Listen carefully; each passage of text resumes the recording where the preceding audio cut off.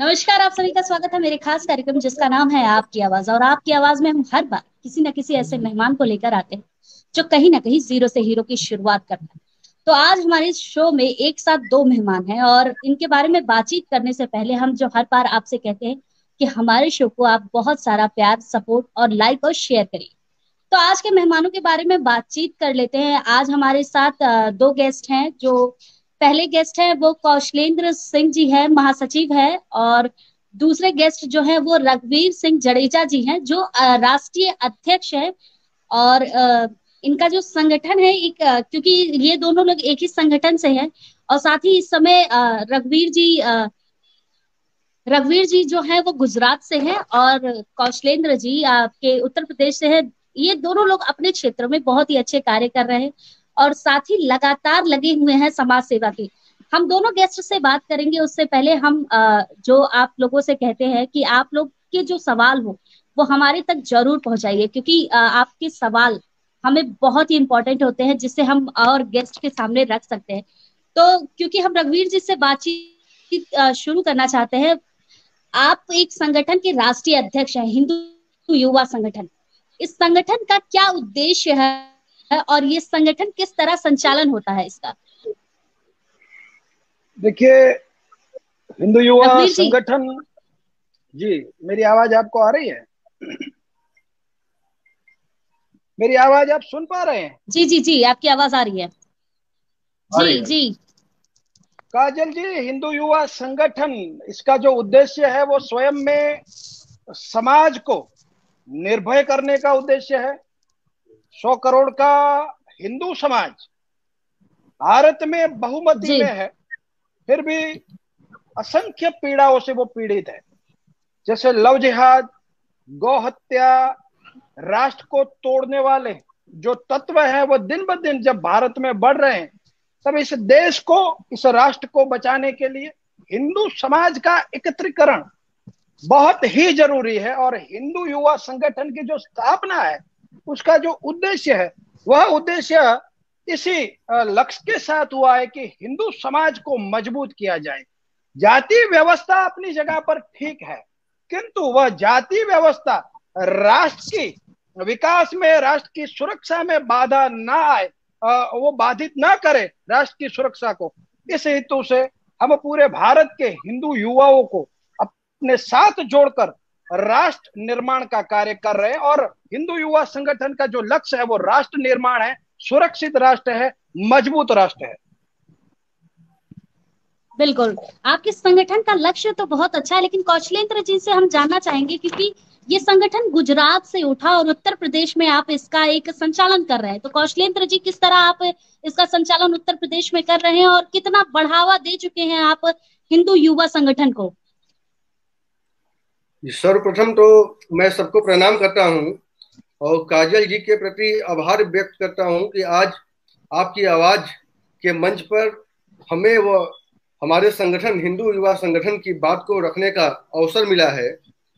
तो काजल जी, जैसा कि आपने पूछा कि गुजरात से संगठन निकलकर आज उत्तर प्रदेश में कैसा कार्य कर रहा है, तो आपको बताना चाहूंगा कि हिंदू युवा संगठन गुजरात के उस जिले से निकला है जिस जिले से गुजरात की राजधानी अहमदाबाद तो 400 किलोमीटर होता है, लेकिन पाकिस्तान वहां से 50 किलोमीटर होता है। तो आप समझ सकती हैं कि गुजरात के कच्छ में हिंदुत्व के लिए कार्य करना कितना मुश्किल होगा और वहां के हिंदुओं की क्या स्थिति होगी, जहां पे जो कहा जाता है शांति दूत समाज का, जो शांति दूत होते हैं उनकी जनसंख्या लगभग 40% के लगभग है कच्छ में। और रघुवीर भाई को मैं इसके लिए रघुवीर भाई का आभार व्यक्त करना चाहिए देश के युवाओं का कि आज छोटी सी उम्र में रघुवीर जी लगभग 36-37 साल के हैं और उन्होंने कच्छ की धरती से वो चिंगारी मारा है हिंदुत्व का कि आज वो चिंगारी मसाल बनकर गुजरात के साथ साथ उत्तर प्रदेश, महाराष्ट्र, बिहार, झारखंड, छत्तीसगढ़, मध्य प्रदेश, दिल्ली, उत्तराखंड में आज हिंदू युवा संगठन पहुंची है। और जितने भी राष्ट्रभक्त युवा हैं, सामाजिक जीवन में कार्य करने वाले जितने भी युवा हैं, जितने भी सक्रिय युवा हैं, चाहे वो किसी भी राजनीतिक पार्टी से जुड़े हों, वो सब हिंदू युवा संगठन में बहुत ही तेजी के साथ जुड़ रहे हैं। और मुझे पूरा विश्वास है कि बहुत कम समय में हम लोग हिंदू युवा संगठन को हिंदुस्तान के 18 से 20 राज्यों में पहुंचाएंगे। और जितने भी अच्छे और मजबूत राष्ट्रभक्त युवा जो हिंदुत्व के प्रति सोच रखते हैं, हिंदुत्व रक्षा और धर्म रक्षा के लिए तैयार रहते हैं, उनको जोड़ेंगे और हिंदुत्व को मजबूत करेंगे, संगठन को मजबूत करेंगे। क्योंकि जब तक हमारा धर्म मजबूत नहीं होगा, तब तक हमारा राष्ट्र मजबूत नहीं होगा। बिल्कुल बिल्कुल। अच्छा, जो बात कही आप दोनों ने बहुत ही मिलती जुलती है। आप हमेशा हिंदुओं की बात करते हैं। अच्छा, एक बात मुझे नहीं समझ में आती कि आप दोनों लोग युवा हैं। अगर आपके हिंदुस्तान की बात कही जाए तो हमारे यहाँ एक स्लोगन बहुत बचपन से हमें सुनाया जाता है कि हिंदू मुस्लिम सिख ईसाई हम सब है भाई भाई। आप इस स्लोगन को ना ध्यान में रख के बस एक हिंदू राष्ट्र बनाने के बारे में क्यों कहते हैं? देखिए काजल जी, अजीत हिंदू जी। राष्ट्र का, जी आवाज आ रही है ना मेरी? हिंदू जी राष्ट्र जी हम बनाने के लिए जो कहते हैं वो कोई कट्टरता की बात नहीं है। हिंदू राष्ट्र बनने के बाद यहां से किसी को निकाला नहीं जाएगा। याद रखिए, हिंदू शब्द स्वयं में ही मानवता का शब्द है। हिंदू राष्ट्र जी अगर भारत बन गया तो भारत पूर्ण रूप से भारत कहलाएगा। जो विश्व गुरु हम बनाने की बात कर रहे हैं ना भारत को, भारत विश्व गुरु जी तब जी था जब भारत पूर्ण रूप से सनातनी हिंदू राष्ट्र था। यह जितनी भी समस्याएं इस देश में है, इसके जो मूल में जो है वह हिंदुओं का, कहीं ना कहीं पूरे हिंदू समाज को राजनीतिक पक्षों ने जो इग्नोर किया है, इस वजह से पूरा भारत आज अशांत है। जिस दिन भारत हिंदू राष्ट्र बन गया, उस दिन इस देश में किसी भी धर्म का व्यक्ति हो वह सुरक्षित रह पाएगा। क्योंकि हम वसुधैव कुटुंबकम की भावना वाले लोग हैं। हम चींटी के लिए भी सोचते हैं काजल जी कि चींटी भूखी ना रह जाए, इसलिए उसको भी शाम को उसके बिल पर खाना हम पहुंचाते हैं। हम वो लोग हैं। तो हिंदू राष्ट्र से किसी को भी खतरा नहीं है। हाँ, ऐसे लोगों को अवश्य खतरा होगा जो भारत में रहकर पाकिस्तान की बात करेंगे। ऐसे लोगों को अवश्य खतरा होगा जो एक और पाकिस्तान बनाने की सोचेंगे। ऐसे लोगों को अवश्य खतरा होगा जो लव जिहाद को बढ़ावा देंगे, जो गौ हत्या को बढ़ावा देंगे और जो हिंदू मान बिंदुओं की मर्यादा को तोड़ेंगे। ऐसे लोगों को अवश्य खतरा होगा। बाकी हमारे हिंदू राष्ट्र से, भारत के हिंदू राष्ट्र बनने से किसी को भी कोई खतरा नहीं है। अगर यह देश हिंदू राष्ट्र नहीं बन सका तो फिर यह देश अवश्य पाकिस्तान बनेगा, अवश्य ईरान बनेगा, अवश्य इराक बनेगा। इसलिए हिंदू ही भारत है और भारत ही हिंदू है। इसमें सबका सम्मान है, किंतु हिंदुओं का सम्मान अगर रहेगा, गाय माता का सम्मान रहेगा, राष्ट्र का सम्मान रहेगा, तो हिंदुओं को किसी से कोई आपत्ति नहीं है। बस यह हमारा हिंदू राष्ट्र का स्वप्न है और इसे अवश्य पूरा होना ही है। जी बिल्कुल। अच्छा, कौशलेंद्र जी, जैसा रघुवीर जी ने कहा कि एक हिंदू युवा राष्ट्र बनाना है हमें, वैसे हम आपसे जानना चाहेंगे क्योंकि आप क्षत्रिय महासभा में राष्ट्रीय महामंत्री रह चुके हैं। उस संगठन को छोड़कर इस संगठन में ज्वाइन करने का क्या मकसद था और क्या लक्ष्य आपको वहां पर प्राप्ति नहीं हो रही थी जो यहाँ पर आपको आगे बढ़ने में मदद कर रही है? वो संगठन आपको किसने कह दिया वो संगठन छोड़ा है हमने? जब डीएनए में छत्रित्व है, जी छत्रित्व के जी साथ ही हिंदुत्व की बात की जा सकती है। जी आपने सुना होगा कि क्षत्रिय बनकर ही देश, धर्म, संस्कृति और हिंदुत्व की रक्षा की जा सकती है। तो क्षत्रिय जी हूँ, बिल्कुल। तो क्षत्रिय महासभा युवा में था, हूँ और रहूंगा। भाई, क्षत्रिय कुल में केवल जन्म लेने के बाद ही इंसान क्षत्रिय नहीं होता। क्षत्रित्व जो है, जी जी क्षत्रित्व के साथ ही हिंदुत्व की रक्षा की जा सकती है। और ये तो हमारे डीएनए में है, जी इतिहास जी जी गवाह है। हम लोगों ने सदैव देश, धर्म, संस्कृति और हिंदुत्व की रक्षा के लिए विधर्मियों का गर्दन काटते आए हैं और अपना बलिदान देते आए हैं। तो हिंदुत्व की अगर आज रक्षा बहुत ही मजबूती के साथ हम लोग कर पा रहे हैं, उसमें कहीं ना कहीं क्षत्रित्व का बहुत बड़ा रोल है, वो हमारे डीएनए में है। और हिंदुत्व की रक्षा करने के लिए जितने भी हिंदुत्व की रक्षा कर रहे हैं, भाई आज आप वर्ण व्यवस्था जो है कर्म के आधार पर बनी है, जो भी देश धर्म संस्कृति की रक्षा करेगा वो क्षत्रिय है। जी बिल्कुल।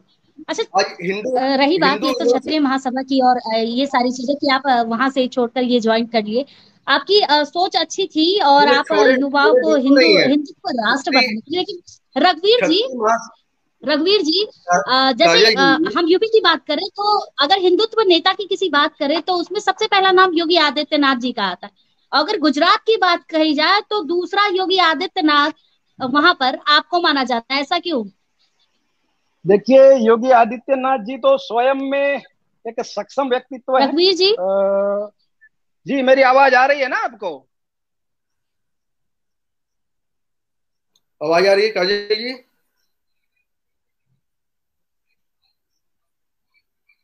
मेरी आवाज आ रघुवीर रही जी, है आपको आपको? आवाज आ रही है? जी बिल्कुल, मुझे आपकी आवाज स्पष्ट जी आ रही है काजल जी। देखिए, योगी आदित्यनाथ जी के साथ हमारी तुलना नहीं की जा सकती। वो तो स्वयं में सक्षम व्यक्तित्व है। बिल्कुल, हिंदुत्व की बात हम स्पष्ट रूप से रखते हैं, तो इससे किसी की तुलना नहीं है। किंतु देखिए, जो योगी आदित्यनाथ है उनका अपना एक कार्यशैली है, वो अपनी अपने रंग से अपने ढंग से कार्य करते हैं। लेकिन जो गुजरात की परिस्थिति है कि जैसे यूपी, बिहार, उत्तराखंड, वहां पर जो हिंदुत्व की आवाज जो आती है आप तक, दिल्ली तक, वह आवाज गुजरात से उठती नहीं है। क्योंकि यहाँ पर एक ऐसा राजकीय माहौल बनाया गया है कि यहाँ का हिंदू प्रताड़ित होगा, शोषित होगा, उसके ऊपर अत्याचार भी होगा, तो यह बात जल्दी से मीडिया में पहुंचती नहीं है। तो हम, यह माध्यम है कि हिंदुओं की आवाज को हम बिन राजकीय स्तर पर किसी भी राजकीय विचारधारा की लालच में, किसी पक्ष की पद की लालच में आए बिना हम स्पष्ट रूप से यह बात रखते हैं। इसलिए कहीं ना कहीं हिंदू जनता हमसे आस रखती है कि नहीं, यहां से कुछ हिंदुओं का अच्छा हो सकता है। बस यही बात है। जी बिल्कुल। अच्छा, अगर कौशलेंद्र जी, अगर हम बात करें तो अगर हिंदू युवा संगठन से है, उसके साथ साथ आप हमें भाजपा के बहुत सारे नेताओं के साथ भी दिखते हैं। तो जो एक सोच मैंने पहले रघुवीर जी से कही कि जो हिंदूवादी नेता की बात कही जाती है योगी आदित्यनाथ के बारे में, आप उस सोच से कितना प्रेरित है उनके तरफ? क्योंकि एक चीज और कही जा रही है कि अगर योगी आदित्यनाथ जी जो पहले थे उससे काफी चेंज हो चुका है उनके अंदर मुख्यमंत्री बनने के बाद, तो क्या वो सही फैसला था उनको मुख्यमंत्री बनाने का, और आपका साथ देना भाजपा का कितना सही है? भाई, अगर रघुवीर जडेजा जी इसमें प्रेरित नहीं होता तो उनके साथ में हिंदू युवा संगठन से जुड़ के कार्य कैसे करता? आज कहीं ना कहीं हम लोगों का दिल मिला है, दिमाग मिला है, विचारधारा मिला है। मैं उनसे, उनके कार्य से प्रेरित हुआ हूं, तभी तो हिंदू युवा संगठन में 2 सालों से जुड़ के पूरे देश भर में कार्य किया जा रहा है। हाँ, ये जरूर है कि हमारे जी कदम को कोरोना काल ने थोड़ा रोका है, थोड़ा रोका है। उसके बाद भी संगठन बहुत अच्छे से जहां भी है पूरे देश में कार्य कर रही है। सामाजिक संगठन के माध्यम से हम लोगों ने जितना भी किया जा सकता है उतना हम लोगों ने किया है और बढ़ चढ़ के हिस्सा लिया है। और रही बात योगी आदित्यनाथ जी के मतलब मुख्यमंत्री बनने से पहले की और मुख्यमंत्री बनने के बाद की, आपने कहा कि कुछ बदलाव हुआ है, तो मुझे तो लगता है कि महंत योगी आदित्यनाथ जी में कोई बदलाव नहीं हुआ है और ना कभी जी उनमें बदलाव होगा। वो हिंदुत्व के एक सजग प्रहरी हैं और योगी आदित्यनाथ जी की पहचान मुख्यमंत्री बनने के बाद नहीं हुई है, बल्कि महंत योगी आदित्यनाथ जी की पहचान एक मतलब जो उन्होंने हिंदुत्व के लिए कार्य किया है, जो धर्म रक्षक के रूप में उनकी रही है, वो ज्यादा बड़ी है। पूरे हिंदुस्तान में उनको हिंदुत्व रक्षक के नाम पे ज्यादा उनको लोग जानते हैं और पसंद करते हैं। जी जी जी योगी जी में ना कभी बदलाव आया है ना कभी बदलाव आएगा। हाँ, ये जरूर है कि जी वो बिल्कुल। मुख्यमंत्री है और उत्तर प्रदेश की 24 करोड़ जनसंख्या वाला प्रदेश है, सबको साथ में लेके चलना है। योगी जी सबको साथ में लेके चल रहे हैं। लेकिन हमें पूरा विश्वास है कि योगी जी जो गलत करने वाला है उसको 1% भी बर्दाश्त करने वाले नहीं है, और योगी जी अपने उसी रौद्र रूप में जैसे पहले थे आगे भी वैसे ही रहेंगे। जी। अच्छा, एक चीज और रघुवीर जी मैं जानना चाहूंगी आपसे, क्योंकि कोई संगठन बनता है तो वो राजनीतिक मुद्दों पे बहुत ज्यादा चर्चाएं करता है, जैसा आप भी करते हैं कि हर कोई भी एक मुद्दा उठा लिया जाए तो आप उस पर चर्चा जरूर करते हैं अपने ऑडियंस के साथ, अपने लोगों के साथ। तो क्या आपका जो संगठन है वो राजनीतिक पार्टी कोई बनाने के लक्ष्य में है, इस वजह से आपने ये संगठन बनाकर तैयार रखा है, या किसी के सपोर्ट में बराबर आप खड़े हो रहे हैं? काजल जी, आज वीर सावरकर जी का जन्म जयंती है। आज बहुत उत्तम दिन को हम आपके साथ लाइव कर रहे हैं। उन्होंने एक बात जी कही थी कि राजनीति का हिंदुत्वकरण और हिंदुओं का सैनिकीकरण, बस हमारी भी यही राजनीति है। समझ रहे हैं आप? जहां जी पर जी हिंदू समाज के साथ अन्याय होगा वह राजनीति केंद्र की होगी, राज्य की होगी या जिले की होगी, वहां हिंदू जी जी युवा संगठन विरोध में खड़ा होगा। और जहां पर हिंदू समाज का भला होगा, हिंदू राष्ट्र के लिए कार्य किया जाएगा, वहां पर उस पक्ष के साथ हिंदू युवा संगठन बिना शर्त के उस पक्ष के साथ खड़ा रहेगा। तो याद रख, मैं आपको यहां से कहना चाहूंगा काजल जी कि हिंदू युवा संगठन किसी राजकीय पक्ष के ना सपोर्ट में खड़ा हुआ है ना विरोध में खड़ा हुआ है। हम जी हिंदू समाज के प्रहरी हैं। हम हिंदू समाज के हकों की बात करते हैं, उस पर हो रहे अत्याचार के विरुद्ध हम लड़ाई लड़ते हैं। तो जहां पर जो भी राजकीय पक्ष होगा हिंदू समाज के साथ अगर खड़ा रहेगा तो हम उसके साथ खड़ा रहेंगे। लेकिन अगर हिंदू समाज के विरुद्ध की बात हुई तो अवश्य हमारा संगठन उस राजकीय पक्ष के विरुद्ध में खड़ा रहेगा, चाहे वह राष्ट्रीय पक्ष, वो पक्ष कोई भी हो, किसी भी क्षेत्र का हो, हम वहां पर विरोध करेंगे। रही बात राजकीय पार्टी बनाने की, तो जहां हिंदू समाज का भला होगा, हिंदू समाज के हकों का पूर्ण रूप से रक्षण होगा, उस दिशा में अवश्य हिंदू युवा संगठन अपने कदम को मजबूती से आगे बढ़ाएगा। जी बिल्कुल, ये बहुत ही अच्छी बात है कि जहां राष्ट्र का हित हो वहां ही युवाओं को इस तरह अग्रसित होना चाहिए। लेकिन कौशलेंद्र जी, आपको एक बात पता है कि उत्तर प्रदेश की राजनीति में, अगर उत्तर प्रदेश की राजनीति नहीं, हम इंडिया की राजनीति की, अगर भाजपा की बात करें, तो वो, उनके ऊपर एक इल्जाम है कि वो धर्म की राजनीति करते हैं, राम मंदिर पर राजनीति करते हैं, हिंदुओं पर राजनीति करते हैं। ऐसे में कितना सपोर्ट है हिंदू युवा संगठन का भाजपा की तरफ है? क्योंकि आप हमें हर समय भाजपा के लोगों के साथ ही दिखते हैं। और धर्म पर राजनीति करना कितना सही है और कितना गलत है?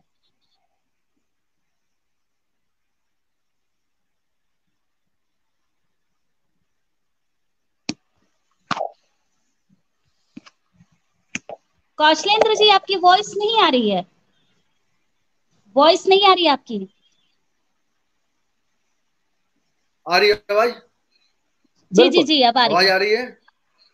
जी काजल जी, जैसा कि आपने कहा कि धर्म की राजनीति, अगर धर्म की राजनीति क्यों माना जाएगा? अगर कश्मीर से धारा 370 हटाया गया तो क्या ये धर्म की राजनीति है?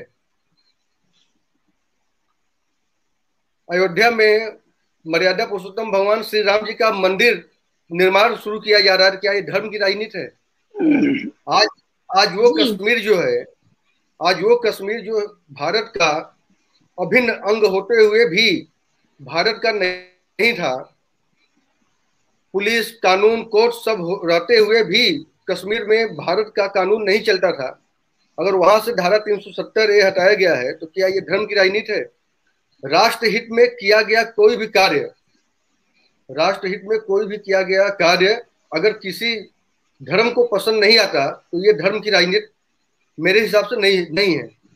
और जी राष्ट्र बिल्कुल। के हित में कार्य होना चाहिए। अगर राष्ट्र के हित में कोई कार्य जी, कर रहा है तो हिंदू युवा संगठन सदैव उसका साथ देगा, फिर चाहे वो कोई भी राजनीतिक पार्टी क्यों कौशलेंद्र ना हो। जी मैं आपको रोकना चाहूंगी, कौशलेंद्र जी मैं आपको रोकना चाहूंगी। आपने कहा राष्ट्र के हित में जो संगठन कार्य करेगा उसका साथ हिंदू युवा संगठन देगा, लेकिन ये कैसा राष्ट्र का हित का कार्य है कि लगातार कोरोना का समय चल रहा है और राष्ट्र के हित में इतना कार्य हो रहा है मंदिर निर्माण करना हमारे लिए बहुत ही सौभाग्य की बात है कि हमारे इस समय में हम मंदिर को निर्माण होते हुए देख रहे हैं।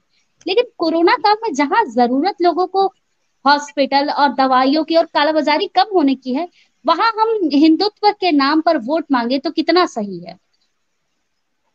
देखिए, कोरोना काल जी एक ऐसी वैश्विक महामारी आई कि पूरे, मतलब हिंदुस्तान को ही नहीं, पूरे विश्व में जितने भी देश हैं सबको हिला के रख दिया।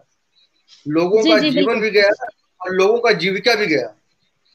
और हम लोग ना तो भाजपाई हैं ना किसी भी पार्टी के हैं, लेकिन यही कह सकते हैं कि कोरोना काल में अपने देश में कोरोना ने बहुत ही रौद्र रूप लिया। बहुत लोगों के प्राण चले गए, बहुतों के जीविका चली गई। लेकिन फिर भी मैं मानता हूं कि सुधार, अब इस समय सुधार की स्थिति है। जहां पे कोरोना रोज 6,000, जैसे बनारस हुआ है, लखनऊ हुआ है, या अन्य कई जिले में जहाँ पे हजारों की संख्या में थी, अब कोरोना की संख्या जो है, मरीजों की संख्या 100, 150, 200, 250 हो गई है। अब ये सरकारी आंकड़े सामने आ रहे हैं, हो सकता है इससे कुछ ज्यादा ज्यादा संख्या हो, लेकिन फिर भी ये जरूर लग रहा है कि कोरोना का जो संकट है कुछ कम हुआ है। तो मैं ये जरूर कहूंगा कि कोरोना काल में जितनी भी राजनीतिक पार्टियां हैं, चाहे भाजपा हो, कांग्रेस हो, सपा हो, बसपा हो, या अन्य जितनी भी राजनीतिक पार्टियां हैं, सबको राजनीति छोड़कर देश हित में और समाज हित में कार्य करना चाहिए और जरूरतमंदों की मदद करनी चाहिए। यहाँ पे जी राजनीति बिल्कुल नहीं होनी चाहिए। जी जी जी बिल्कुल। अच्छा, चलिए कौशलेंद्र जी, जो आप बातें आपने की वो सही है कि धर्म के राज नाम पर राजनीति एक तरफ से, लेकिन हम जानना चाहेंगे रघुवीर जी आपसे, क्योंकि आप हिंदुत्व का एक बहुत बड़ा चेहरा है। हम आपसे एक बहुत ही छोटी सी चीज जानना चाहेंगे, हिंदुत्व की परिभाषा आखिर क्या है? हिंदुत्व की परिभाषा काजल जी मानवता है। मैंने आपको कहा जी कि वसुदेव कुटुंबकम, यह रघुवीर सिंह का सूत्र नहीं है। यह जब वेदों की उत्पत्ति हुई तब वेदों से यह सूत्र निकला है। मात्र जी जी मानव नहीं काजल जी, पशु पंक्षी है ना, हमारे पेड़ों की भी हम पूजा करते हैं, नदी की भी हम पूजा करते हैं, हम सूर्य की पूजा जी करते जी हैं, हम धरती की पूजा करते हैं, हम चंद्र की पूजा करते हैं। तो हिंदुत्व का अर्थ और हिंदुत्व की परिभाषा ही है कि जियो और जीने दो। अपने साथ रह रहे हर एक जीव का सम्मान करो, हर एक जीव जी को मदद रूप बनिए। यही हिंदुत्व की परिभाषा है काजल जी, और यही हमारा हिंदुत्व है। जियो और जीने दो, पर इसमें अब थोड़ा सा बदलाव हम युवा ला जी रहे हैं कि जियो और जीने दो, लेकिन अगर हमें हमारा हित करने का अगर तुम सोचोगे तो फिर हम तुम्हें नहीं छोड़ेंगे। इस विचारधारा के साथ और इस हिंदुत्व की परिभाषा के साथ हम आगे बढ़ रहे हैं। जी बिल्कुल, ये बहुत ही अच्छी बात है कि हम बहुत सारे हिंदुत्व नेता से पूछते हैं कि चलिए ठीक है, आप हिंदुत्व का प्रचार करते हैं, आप उसकी परिभाषा बताइए। ये बहुत ही अच्छे और कम शब्दों में रघुवीर जी ने एक्सप्लेन कर दिया कि हिंदुत्व की आखिर परिभाषा क्या है।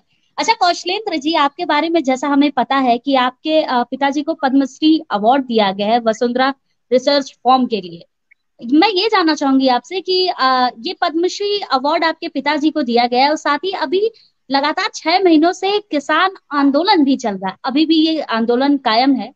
तो आप और आपके पिताजी इसका कितना सपोर्ट कर रहे हैं, क्योंकि इस समय किसानों को आपकी जरूरत शायद ज्यादा है, इनको ये अवार्ड दिया गया है। देखिए, बिल्कुल आपको सही जानकारी है। पिताजी को जी 2021 में 26 जनवरी को पद्मश्री सम्मान से सम्मानित किया गया है, कृषि में उत्कृष्ट कार्य के लिए। और जैविक पे पिताजी जी बहुत अच्छा कार्य करते हैं, और हजारों किसानों को वो कैसे बीज तैयार किया जाता है, किसान आत्मनिर्भर कैसे बन सकता है, इस पे पिताजी का कार्य चल रहा है। तो मैं इसके लिए भारत सरकार का आभार व्यक्त करता हूं कि उन्होंने जो है पिताजी के कार्य को देखते हुए उनको पद्मश्री सम्मान से सम्मानित किया है। अब रही बात किसान आंदोलन की, अगर मैं सच्चाई बताऊंगा तो हो सकता है कुछ लोगों को लगे कि मैं राजनीतिक बात कर रहा हूं। ये जो किसान आंदोलन हो रहा है, ये केवल सीधे का सीधे जो है केवल राजनीति है। जो ये कह रहा है कि किसान एक्ट किसानों का अहित कर रहा है, बिल्कुल मैं यह कह सकता हूं कि इससे किसानों का हित बिल्कुल भी नहीं है। जो किसान एक्ट आया है जिसपे विपक्षी पार्टियां राजनीति कर रही हैं, धरना प्रदर्शन कर रही हैं, टिकैत जी सड़क जाम कर रहे हैं, दिल्ली लाल किला पे चढ़ के ये लोग जो हमारा मस्तक है, जो हमारे देश का झंडा है, तिरंगा उतार दिए लोग 26 जनवरी को, जिससे पूरा देश आहत हुआ है। और जो हमारे राष्ट्र के दुश्मन हैं उनको खुश होने का मौका उन्होंने दिया है। तो किसान आंदोलन का मतलब किसानों से कोई लेना देना नहीं है। आप पूरे देश में घूम लीजिए, उत्तर प्रदेश घूम लीजिए, बिहार घूम लीजिए, झारखंड घूम लीजिए, छत्तीसगढ़ घूम लीजिए, मध्य प्रदेश घूम लीजिए, किसान आंदोलन केवल राजनीति किया जा रहा है, किसानों का हित इसमें कहीं से नहीं है। अगर ये एक नियम आया है कि किसान अपना उत्पाद बनारस से ले जाके गुजरात में बेच सकता है और गुजरात से लाके महाराष्ट्र में बेच सकता है, तो इसमें किसानों का अहित कहाँ से है जी। और बाकी इस विषय कौशलेंद्र जी, एक तरफ से आपको ये भी मानना चाहिए कि एक सरकार ने एक दबाव, एक बोझ जरूर उन किसानों पर लगा दिया है। एक मतलब एक गरीब परिवार कहाँ से वो व्यवस्था करे, कहाँ से सारी चीजों की तैयारी करे, क्योंकि हर चीज अगर हम अपने से बड़े, अपने से अमीर लोगों के लिए सोचे तो ये कहीं ना कहीं गलत है। अच्छा जो काजल जी, आप ये आपको भी ये पता है, अगर हम एक भुट्टा खरीदने किसान से जाते हैं तो वो 2 रुपए से लेकर 5 रुपए में आपको दे ही देता है। लेकिन वही चीज अगर मॉल या कहीं बाहर लेने जाए तो उसका दाम आपको भी पता है 100-150 से नीचे नहीं मिलेगा। और उसको लोग कहते हैं कि किसी चीज को जितना तपाओ उतना ही और बेहतरीन देता है। और उसी की बनी हुई चीजों की बात की जाए तो आप मॉल में अगर पिक्चर देखने जाते होंगे तो उसी पॉपकॉर्न का रेट आपको 250 से 300-400 में मिलता है। तो इसमें एक दबाव जरूर दिया जा रहा है किसानों पर। राजनीति करना अलग बात है, राजनीति तो हर विषय पे की जाती है और इस विषय पर भी राजनीति की जा रही है। आपने बहुत अच्छा विषय उठाया काजल जी। वास्तव में किसानों को अब आत्मनिर्भर बनना होगा। आज देश में कई जगह ऐसा है कि कई किसान 100 किसान, कहीं कहीं 50 किसान, कहीं 20 किसान, कहीं कहीं तो 500 किसान मिलके एक समूह बना रहे हैं और समूह के माध्यम से वो अपने उत्पाद को सीधे उपभोक्ता के पास ले जा रहे हैं। जब तक किसान का उत्पाद सीधे उपभोक्ता के पास नहीं जाएगा तब तक किसानों की स्थिति या कहा जाए तो उनकी दशा और दिशा बदलने वाली नहीं है। किसान का उत्पाद सीधे उपभोक्ता के पास जाना चाहिए और ये शुरू हो गया है। आज किसान आलू से चिप्स बना रहा है, आज किसान जैविक खेती कर रहा है, आज किसान जैविक चावल उत्पादन कर रहा है, आज किसान जैविक गेहूं उत्पादन कर रहा है। तो धीरे धीरे स्थिति सुधर रही है और आने वाले समय में किसान का उत्पाद सीधे उपभोक्ता के पास जाना शुरू हो जाएगा, जिससे किसानों का जो उत्पाद 15 रुपए केजी बिकता है वो उत्पाद 25 रुपए और 30 रुपए केजी बिकेगा। और रही बात, आपने कहा कि जो सरकार ने दबाव बनाया है, तो मैं इससे बिल्कुल भी सहमत नहीं हूं कि सरकार ने दबाव बिल्कुल नहीं बनाया है। आज अगर काजल जी अब लखनऊ में है, आज अगर लखनऊ में गेहूं की कीमत 16 रुपया केजी है और अगर उसी गेहूं की कीमत मध्य प्रदेश के इंदौर में जाके 19 रुपए केजी हो जाए, 20 रुपए केजी हो जाए, तो इसमें किसान का लाभ है, न कि किसान का नुकसान है। ये मतलब ये कैसा लाभ है किसानों के लिए, ये आप मुझे बताइए, क्योंकि शायद आपको भी पता है कि बिचौलिए किस तरह किसान को लाभ पहुंचाते हैं और किस तरह नहीं पहुंचाते हैं। ठीक है, अगर हम डायरेक्ट किसानों से लेते हैं और व्यापारी इस बीच में कितना अपना मुनाफा कमाते हैं, ये आपको भी पता है कौशलेंद्र जी। आप एक तरफ से यही बात कही जा रही है कि आप उन सत्ताधारी पार्टियों की तरफ से पक्षकार बोल रहा है, जो भाजपा का एक पक्षकार कहा जा सकता है, वो कौशलेंद्र जी के रूप में लगातार पार्टी का पक्ष रख रहा है। मैंने पहले ही आपसे क्या कहा कि अगर मैं सही बोलूंगा, हो सकता है कि कोई कहे, लेकिन कोई तो नहीं कहा। काजल जी आपने खुद ही कहा कि भाई मैं भाजपा का प्रवक्ता नहीं हूँ, मैं हिंदू युवा संगठन का राष्ट्रीय महासचिव हूँ। मुझे तो लगा कि हम लोग यहाँ पे हिंदुत्व की बात करेंगे, लेकिन आपने जो है कृषि पे बात करके मुझे भाजपा का प्रवक्ता बना दिया है। तो जी, देखिए, लेकिन आपकी बातों से मैं यही भाजपा का प्रवक्ता बहुत ज्यादा झलक रहा है, क्योंकि यूपी में आप भाजपा की राजनीति बहुत ही अच्छे से करते हैं। अच्छा रघुवीर जी, आपसे एक बात और मैं जानना चाहूंगी, क्या आप फिल्मों का बहुत ज्यादा विरोध करते हैं, वेब सीरीज का भी विरोध करते हैं जो फिल्में आती हैं, मतलब कुछ अलग टाइप की, जिसके बारे में हम शायद खुल के नहीं बोल सकते, लेकिन हम आपसे आप समझ रहे हैं, उन फिल्मों का आप विरोध करते हैं, लेकिन आप मुझे ये बताइए कि संगठन में कितने प्रतिशत युवा हैं जो वो फिल्में नहीं देखते? जो लोग विरोध करते हैं वो पीठ पीछे वही सारी चीजें क्यों करते हैं और ये वही सारी चीजें क्यों देखते हैं? विरोध करना है तो उसको सही ढंग से विरोध क्यों नहीं किया जाता है? देखिए काजल जी, यह भारत जो देश है, यहाँ 100 करोड़ हिंदू रहते हैं। जी अब किसी को तो बदलाव के बारे में सोचना पड़ेगा ना। आप कहते हैं कि जो विरोध करते हैं वो पर्दे के पीछे फिल्म देखते हैं, तो वो पर्दे के पीछे फिल्म देखेंगे, इसलिए क्या मैं गलत को स्वीकार कर लूं? जी मैं स्वयं अपने से प्रारंभ करूंगा। मैं जो बोलता हूं जी मैं वो करता हूं। तो मैं प्रारंभ करता हूं, मुझसे प्रेरित होकर अगर 10 लोग भी इस मुहिम में जुड़े और सही को सही कहने की उन्होंने हिम्मत दिखाई, तो इसमें गलत कुछ भी नहीं है। फिल्मों का विरोध, किन फिल्मों का विरोध? देखिए, फिल्में आज भारत के जनमानस का प्रतिबिंब है, लेकिन जिन वेब सीरीजों की आपने बात कही, वहां पर अगर हम विरोध करते हैं, हिंदू संस्कृति के विरुद्ध में कोई फिल्म बनती है, वहां पर हम अगर विरोध करते हैं, तो यहाँ पर काजल जी हमारा प्रयत्न यह रहता है कि जो हमारे संस्कार हैं, हमारी मर्यादा है और जो हमारे धर्म से जुड़ा हुआ है, उसको विकृत स्वरूप से दिखाकर हिंदू युवाओं को गलत दिशा में जब ये फिल्में ले जाती है, हम वहां पर विरोध करते हैं, क्योंकि यह अच्छा देश सीता का। रघुवीर जी, जी आपने जी, आपने एक बात, चलिए आपने एक बात सही कही कि बिल्कुल मतलब बिल्कुल। हिंदुत्व युवाओं को भ्रमित कर रहा है, चलिए वो आपकी बात मान लेते हैं, लेकिन एक बात आपको भी पता है कि बॉलीवुड पर्दे पे या वेब सीरीज पर वही चीजें दिखाई जाती हैं जो आपको हमें पसंद हो। वो अपने मन से कोई कंटेंट तो रख नहीं सकते, वो कंटेंट वही देना चाहते हैं जिससे उनका कंटेंट आगे बढ़े और लोग युवा देख सके। अब आज इस समय हम 80% युवाओं की बात करें तो वो वेब सीरीज देखना बहुत पसंद करते हैं। अगर इतनी ही दिक्कत है तो बंद करवा दिया जाए ये सारी चीजें, अच्छा पर्दे को एकदम अच्छा, देखिए खत्म ही करवा दिया जाए। काजल जी, किसी को शराब पीना पसंद है, किसी को जी सिगरेट पीना पसंद है, कोई ड्रग्स जी लेता है, ये 80% अगर युवाओं की पसंदगी है, तो क्या हम इस पर मोहर मार दें कि नहीं आप करिए, आपको पसंद है? नहीं, ये नहीं हो। जी देखिए, नेगेटिव चीजों को हम जल्दी ग्रहण कर लेते है ना। किसी को तो सुधारने के प्रयत्न करने पड़ेंगे ना।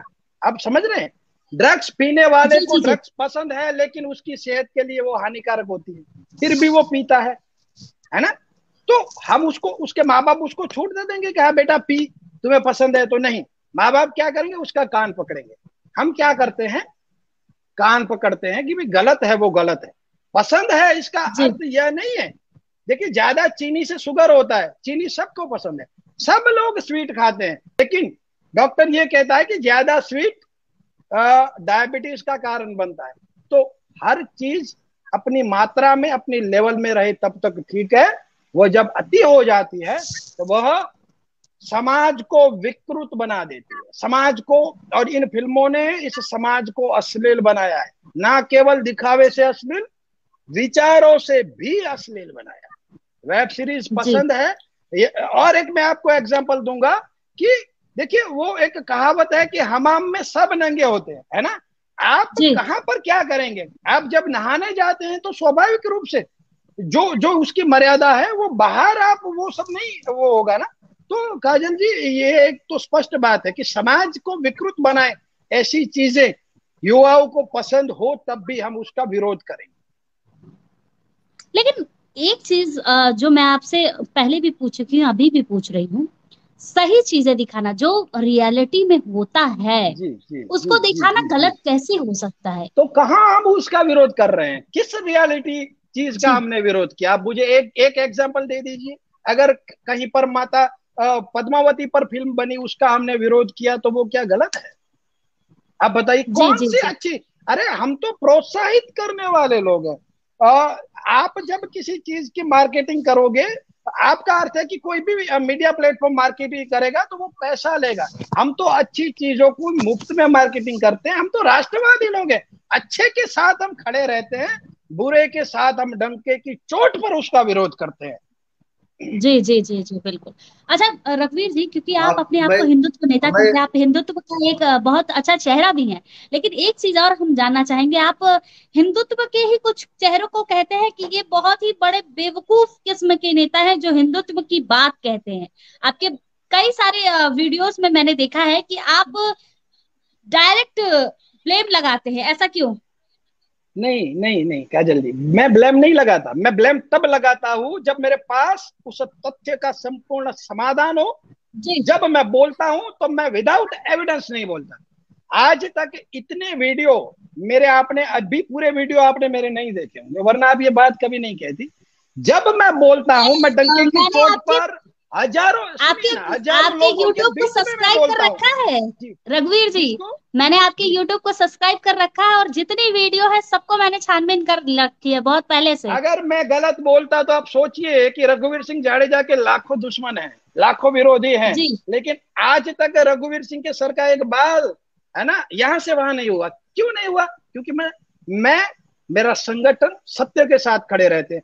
जहां झूठ होता है, जहां अन्याय होता है, हम बेबाक बोलते हैं, हजारों लोगों के बीच में बोलते हैं, और विरोधी उफ तक नहीं करता। बस यही बात है कि वहां पर किसी नेता को गलत बोलना, कोई हिंदुत्ववादी नेता भी गलत होगा तो हम संपूर्ण जोर से उसको बोलते हैं कि ये गलत है, लेकिन जो सत्य होगा उसके साथ हम खड़े रहते हैं।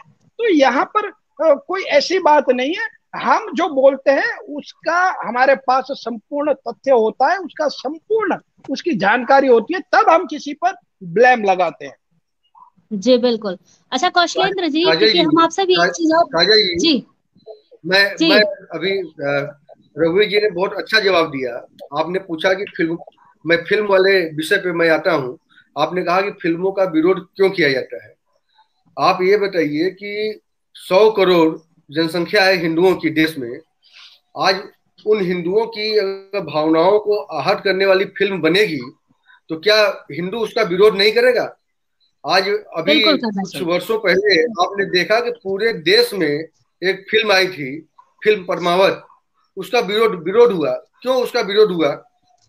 आपको भी पता होगा, और जितने भाई जुड़े हैं इस लाइव के माध्यम से उनको भी पता होगा कि अपने सतीत्व की रक्षा के लिए 16,000 माताओं ने रानी पद्मावती के साथ धधकती अग्निकुंड में कूद के अपने प्राणों की आहुति दी।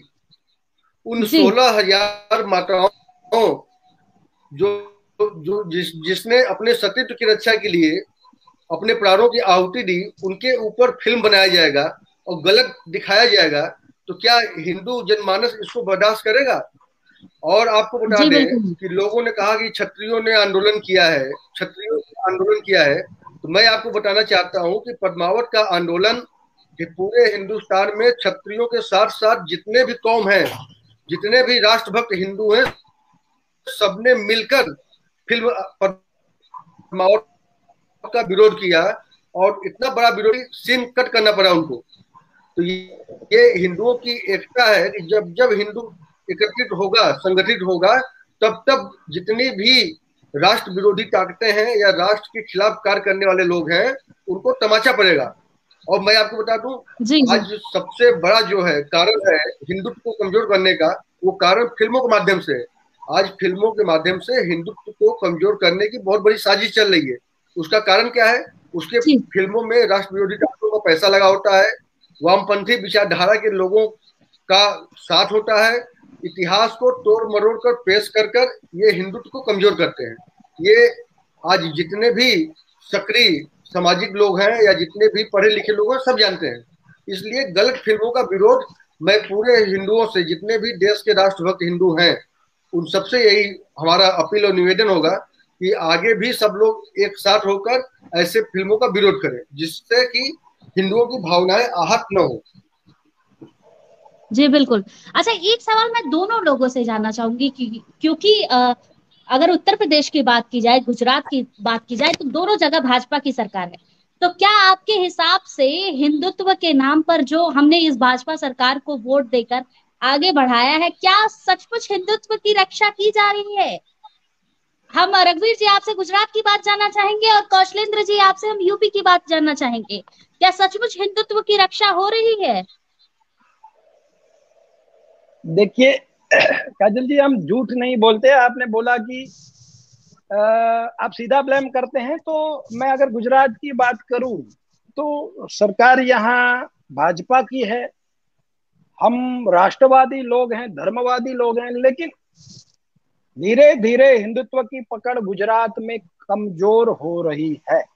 निस्संदेह सरकार कोई भी हो, जहां मेरा समाज पीड़ित है, जहां सनातन पीड़ित है, वहां हम बोलते हैं। मैं जिस जिले से हूं वहां पिछले 4 सालों में कम से कम 16 हिंदुओं की हत्या हुई है। तो हिंदुत्व की जो बातें माहौल बनाकर जनता के सामने प्रस्तुत की जाती हैं, वह माहौल गुजरात में है नहीं। यह स्पष्ट बात है। जी, लेकिन कौशलेंद्र जी, ये हिंदुत्व का जो मुद्दा है यूपी में कुछ ज्यादा ही है, और उस मुद्दे को लेकर ही यूपी में सरकार बनी है। आपसे जानना चाहेंगे कि यूपी का जो माहौल है, जो सिचुएशन है, हिंदुत्व के बहुत सारे ऐसे नेता रह चुके हैं यूपी के जिनको गोली मार दी गई और उनके लिए कुछ किया भी नहीं गया। तो आपसे जानना चाहेंगे कि क्या सरकार सही कर रही है? हिंदुत्व के नाम पर वोट लिया गया और हिंदुत्व की ही रक्षा नहीं की जा रही है? देखिए काजल जी, हमारे उत्तर प्रदेश में 2017 से हिंदुत्व के पुरोधा, जो हिंदुत्व के रक्षक हैं, महंत योगी आदित्यनाथ जी जी महाराज यहाँ के मुख्यमंत्री हैं। तो मुझे यह कहने में तनिक भी संकोच नहीं कि उत्तर प्रदेश में स्थिति बहुत ही अच्छी है हिंदुओं की। और योगी जी के रहते चाहे हिंदू हो, चाहे मुसलमान हो, चाहे सिख हो, चाहे ईसाई हो, किसी निर्दोष को कोई परेशान नहीं कर सकता, कोई प्रताड़ित नहीं कर सकता, उसकी जमीनें कोई कब्जा नहीं कर सकता, बहन बेटियों के ऊपर कोई गलत नजर नहीं रख सकता। अगर अपवाद में किसी ने 1% कहीं अगर हिम्मत कर भी ली तो उसको उसकी सजा बहुत जल्दी मिलेगी। यह मैं जी इसलिए विश्वास के साथ कह सकता हूं कि महंत योगी जी यहाँ के सीएम हैं। और हम तो यही मानते हैं कि हम लोग सौभाग्यशाली हैं कि उत्तर प्रदेश के मुख्यमंत्री महाराज जी हैं, और महाराज जी के रहते हुए उत्तर प्रदेश में हिंदुत्व कमजोर नहीं होगा। देखिए कौशलेंद्र जी, घूम फिरा के आखिर में उस बात को मानने को तैयार हो गए कि हिंदू मुस्लिम सिख ईसाई को कोई भी हानि नहीं हो सकती। लेकिन मैंने आपसे बात हिंदुत्व की थी कौशलेंद्र जी। और अगर आपको याद हो तो लखनऊ शहर में एक बहुत बड़े हिंदुत्व नेता को दिन दहाड़े गोली मार दी जाती है, और अभी तक आपको भी पता है कि उस केस पे कोई कार्यवाही सही से नहीं हुई है। और ऐसे ही बहुत सारे नाम हैं, केवल एक ही नाम नहीं, ऐसे बहुत सारे नाम हैं, ऐसे बहुत सारे युवा नेता हैं जिनको हिंदुत्व हिंदुत्व के वो बहुत ही अच्छे नेता माने जा रहे थे, लेकिन उनको गोली मार दी जाती है और उनके केस पे कोई कार्रवाई नहीं होती। आपने घूम फिरा के आप कहीं और ही पहुंच रहे हैं। नहीं नहीं, बिल्कुल कार्रवाई हुई है। हिंदुत्व ये की आपसे बात पे अड़े रहिए कौशलेंद्र जी। नहीं नहीं, आपसे ये किसने कह दिया कोई कार्रवाई नहीं हुई? त्वरित जी कार्रवाई महाराज ने आदेश किया। जो हिंदुत्व के जो तिवारी जी थे, उनकी अध्यक्ष उनकी हत्या हुई थी, योगी जी ने कार्रवाई किया। जी जी और आपको हम बता दें कि यही अभी आप कह रही हैं हिंदुत्व की बात, यही धारा 370 और 35A आने के बाद पूरे देश में किस तरह से लोगों ने तांडव किया, नंगा नाच किया। आज पूरे पूरे लखनऊ को लोगों ने जलाने की कोशिश की, कई चौकियों को जला दिया गया। वो महंत योगी जी ही थे कि लोगों का पोस्टर लगवा के चौराहे पे और उनका घर कुर्की और नीलामी कराने का काम किया उन्होंने। आज उत्तर जी प्रदेश के अलावा किसी राज्य में आपने देखा क्या ऐसा? तो ये इसीलिए हो पाया कि यहाँ के मुख्यमंत्री महंत योगी जी हैं, और योगी जी जहाँ रहेंगे वहां पे हिंदुत्व कभी कमजोर नहीं होगा। और हिंदुत्व ही क्या, मैंने तो आपसे कहा ना कि हिंदू मुस्लिम सिख ईसाई जितने भी लोग हैं, जो भी शांति से रहना चाहता है वो शांति से रहेगा, उसको उत्तर प्रदेश में कोई दिक्कत नहीं है। और लेकिन अगर वो कौशलेंद्र जी, हमने हमने तो केवल एक लखनऊ का मुद्दा उठाया था और आपने इतना जवाब दे दिया। हम लखनऊ की बात अगर नहीं करें तो इलाहाबाद, बस्ती और ऐसे कई जिले हैं जहां पर हिंदुत्व के नेताओं को दिन दहाड़े गोली मार दी गई, युवाओं को कोई भी उनका न मुआवजा दिया गया, ना उनके परिवार को सांत्वना दी गई उस तरह, और ना ही उनके केस में कोई कार्यवाही आगे बढ़ी। अगर एक केस की बात की जाए तो बहुत ज्यादा लाइफ में आने के बाद उस मुद्दे पर थोड़ी बहुत चर्चा होती है, फिर उसको इस तरह दबाया जाता है, ये आपको भी पता है। देखिए, हमारे जो जानकारी में है, मेरी जानकारी में तो यही है कि त्वरित कार्रवाई हुई है। और आपको हम बता दें, जो आपने कहा कि इलाहाबाद में हत्या हुई, लखनऊ में हत्या हुई, देखिए उत्तर प्रदेश की स्थिति क्या रही है काजल जी, ये आप भी बहुत अच्छे जानती हैं। उत्तर प्रदेश में लगातार कोई दंगा ही होता था, सैकड़ों हजारों की संख्या में हिंदू भी मारे जाते थे, मुसलमान भी मारे जाते थे, या अन्य लोग भी जो रहे सब मारे जाते थे। आज योगी जी के आने के बाद उत्तर प्रदेश में आपने एक दंगा भी नहीं देखा होगा कि किसी जिले में दंगा हुई होगी। और रही बात व्यक्तिगत दुश्मनी, देखिए व्यक्तिगत दुश्मनी के वजह से किसी की हत्या हो, फिर चाहे वो हिंदू हो, वो मुस्लिम हो, वो सिख हो, वो ईसाई हो, यहाँ पे ये व्यक्तिगत दुश्मनी कई लोगों ने, आज कई संगठन ऐसे हैं, चाहे हिंदुओं को हो, चाहे मुस्लिमों को हो, चाहे वो किसी भी समाज के हो, आज संगठन के माध्यम से भी लोगों ने कई ऐसे कार्य किए हैं जो कि आगे जाके व्यक्तिगत दुश्मनी में बदल जाता है। उसके वजह से भी घटनाएं घटती है। लेकिन मैं ये जरूर कह सकता हूं कि कार्रवाई होती है और जो गुनाहगार होता है वो जेल के पीछे जाता है। जी बिल्कुल। अच्छा, क्योंकि दोनों लोग एक ही संगठन से हैं तो हम जानना ये भी चाहेंगे कि गुजरात में और यूपी में किस तरह इस संगठन को बढ़ावा दिया जा रहा है और किस स्तर पे पहुंच चुका है ये संगठन। और दूसरी चीज ये कि कोरोना काल में रघुवीर जी और कौशलेंद्र जी किस तरह मदद कर रहे हैं आप युवाओं की और लोगों की। बिल्कुल, गुजरात और यूपी नहीं, पूरे भारत में जहां हम हैं, वहां जहां पर भी हिंदू पीड़ित है वहां पर हिंदू युवा संगठन बढ़ चढ़कर कार्य करता है। कोरोना में जो लॉकडाउन का जो समय रहा, उस दरमियान जितने भी गरीब लोग थे उनको पूरे गुजरात में हिंदू युवा संगठन ने, और हमारे काशी में भी जहां कौशलेंद्र जी जिस क्षेत्र से आ रहे हैं वहां पर भी उनको जितने दिन लॉकडाउन रहा, जरूरतमंदों को हिंदू युवा संगठन की तरफ से खाना खिलाया गया।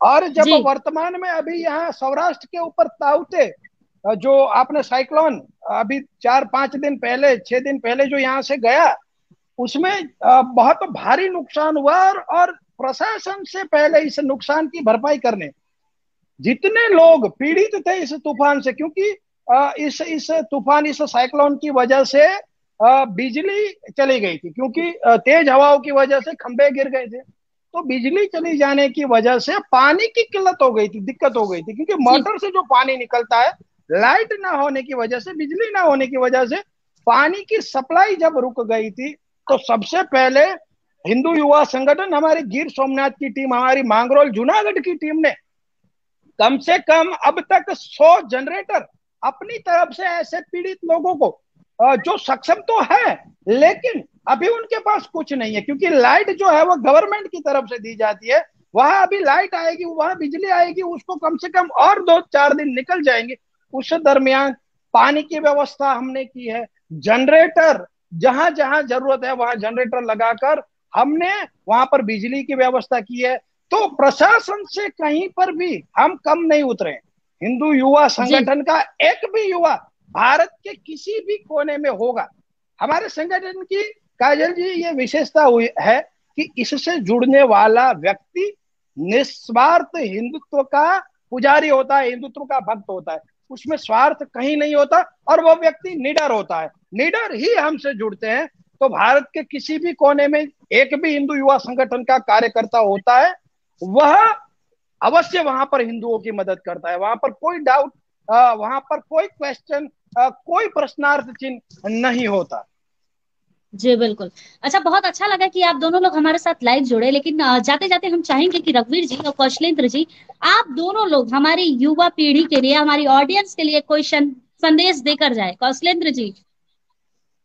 बस सबसे बड़ा संदेश मैं यही दूंगा कि उठो धरा के वीर सपूतों, उठो धरा के वीर सपूतों, माँ ने तुम्हें पुकारा है, कहो गरज कर हम हिंदू हैं, हिंदुस्तान हमारा है। जी हिंदुत्व सेवा और धर्म रक्षा के लिए हिंदुस्तान में फैले हुए राष्ट्रभक्त हिंदू युवाओं से मैं यही आह्वान करूंगा कि आइए हिंदू युवा संगठन के माध्यम से कश्मीर से लेकर कन्याकुमारी तक एक साथ जुड़कर हिंदुत्व को मजबूत किया जाए, क्योंकि जब तक धर्म मजबूत नहीं होगा तब तक हमारा राष्ट्र मजबूत नहीं होगा। जी धर्म बिल्कुल। सुरक्षित, राष्ट्र सुरक्षित, रहे, संगठित रहे और हिंदुओं को एक धागे में जातिवाद से ऊपर उठकर, काजल जी, जब तक जातिवाद से ऊपर उठकर हिंदुत्व सेवा और धर्म रक्षा के लिए हिंदू एक धागे में नहीं बनेगा, एक मंच पर नहीं आएगा, तब तक हिंदुत्व मजबूत नहीं होगा। और ये जातिवाद ही सबसे बड़ा कारण है हिंदुत्व को कमजोर करने का। और मैं आपसे, आपने बहुत ही राजनीतिक पार्टियों में बात की, मैं आपसे कहना चाहता हूं और आपके माध्यम से युवाओं को बताना चाहता हूं कि जितनी भी देश में जातिवादी राजनीतिक पार्टियां हैं, हिंदुत्व को कमजोर करने में इनका सबसे बड़ा रोल है।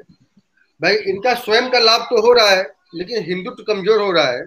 और अगर हिंदुत्व कमजोर हो जाएगा तो हमारा राष्ट्र भी कमजोर हो जाएगा।